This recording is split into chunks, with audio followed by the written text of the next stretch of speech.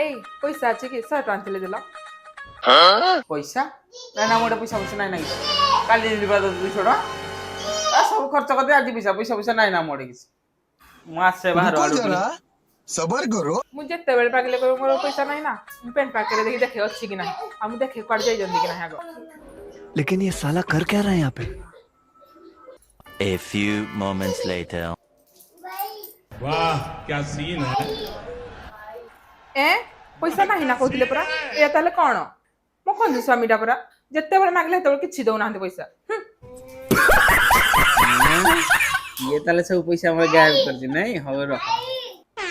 ପାଗେଳି ଇଏ କଣ ଚାଲିଛି କିଛି ନାହିଁ ମୁଁ ସବୁ ଠିକ ଦେଖିଛି ଯାହା ଯୋଉ ମୁଁ ଦେଖିନି କି ପଇସା ସବୁ ତୁ ଗାୟବ କରୁଛୁ ନା ଯେତେ ପଇସା ମୁଁ କହୁଛି ସବୁ ପଇସା ଆମର କୁଆଡେ ଯାଉଛି ତୁ ସବୁ ଗାୟବ କରୁଛୁ ନା ଆରେ ନା ମୁଁ ତମକୁ ପଇସା ମାଗିଲି ତମେ ଦେଲନି ତ ସେଥିପାଇଁ ମୁଁ ତମ ପଇସାଟା ଗାୟବ କରିଦେଲି ଆଉ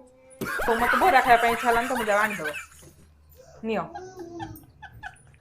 ଓକେ